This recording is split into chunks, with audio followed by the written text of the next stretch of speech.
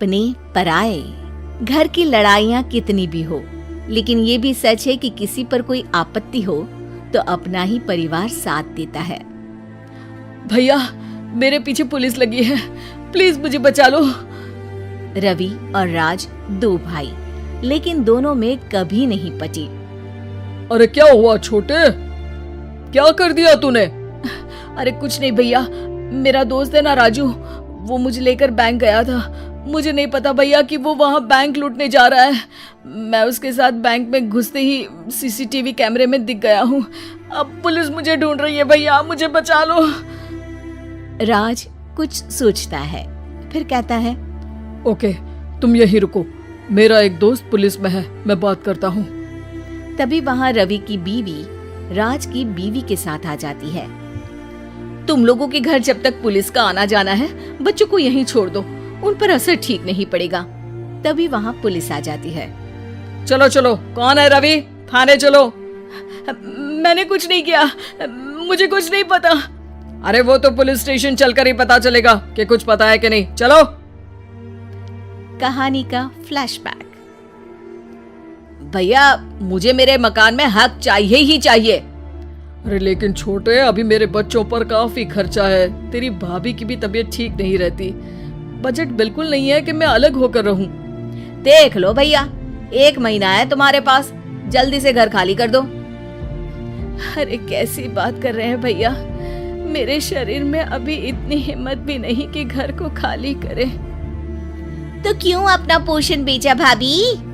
अरे तुम तो जानती हो, पिताजी की बीमारी के कारण उन्हें हमारी जरूरत थी, कैसे आते पैसे। ससुर जी तो बूढ़े थे भाभी, उनकी बीमारी में भी पैसे लगाना कौन सा अकल का काम था। तो क्या पिताजी को मैं मरने के लिए छोड़ देता? अरे रवि, तू तो समझ, पापा को हमारी जरूरत थी, उन्होंने हमारे लिए हर वो काम किया जिससे हमें खुशी मिले। बैक टू रवि, जो जेल में बैठा है। ये मैंने क्या कर दिया था? मैं ना पिता का हुआ ना ही भैया का। मेरे साथ जो हो रहा है ठीक ही हो रहा है। तभी वहाँ पुलिस वाला आता है। रवि, तुमसे कोई मिलने आया है। भाभी, आप यहाँ क्यों आई? पुलिस स्टेशन है ये भाभी। भैया, आपकी जगह मेरा भाई होता तो क्या मैं नहीं आती? अच्छा, ये खाना ले लीजिए, खा लीजिएगा।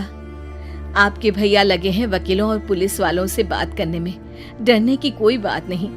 जब आपने गुनाह किया ही नहीं तो सजा भी नहीं मिलेगी। रवि भाभी को देखकर रोने लगता है। घर में साक्षी चुपचाप बैठी होती है कि तभी सोनम कहती है, अरे साक्षी, क्या हुआ, परेशान क्यों हो रही हो? भाभी, अभी अभी पुलिस स्टेशन से खबर आई है, इन्हें बड़े जेल में शिफ्ट किया जा रहा है। मैं क्या करूंगी भाभी? रो मत, हम अच्छे से अच्छा वकील करेंगे। लेकिन उसमें तो बड़े पैसे लगेंगे दीदी, हम इतना पैसा कहाँ से लाएंगे? अरे क्यों, ये मकान है ना, और मेरे कुछ गहने भी है। साक्षी की आंखों में पानी आ जाता है। पर दीदी, ये तो आप और भैया की मेहनत की कमाई है। पापा के बाद भी तो हम लोगों का सब खत्म हो गया था। पापा को तो बचा नहीं पाए, लेकिन भैया को जरूर बचा लेंगे, और भगवान चाहेंगे ना तो दोनों भाई मिलकर इससे भी बड़ा मकान खड़ा कर लेंगे। साक्षी। थोड़ी देर में राज वहां आता है। सोनम सही कह रही है साक्षी, पैसों की कमी के कारण किसी भी बेगुनाह को सजा नहीं मिलती। राज एक अच्छा सा वकील करता है। सोनम और साक्षी बचाए पैसे और अपने गहनों को बेचकर रवि का केस लड़ते हैं और जल्द ही रवि जेल से बाहर आ जाता है। रवि राज को गले लगाकर कहता है, भैया मुझे माफ कर दो, मुझे साक्षी ने सब कुछ बताया है। भैया, आपने मुझ पर विश्वास किया, मेरे लिए दिन रात मेहनत की, भाभी ने अपने गहने तक बेच दिए। भैया, आपने तो पापा के लिए भी पैसे नहीं देखे, लेकिन मैं बहुत ही सेल्फिश निकला। भैया, एक आखिरी बार मुझे माफ कर दो, मैं शर्मिंदा हूँ। अरे भाई, अपने तो अपने ही होते हैं, पापा ने हमारे लिए क्या नहीं किया ये तुम्हें बताने की जरूरत नहीं है मुझे। और फिर तू तो मेरा भाई है। पैसे से बढ़कर रिश्ते होते हैं भाई।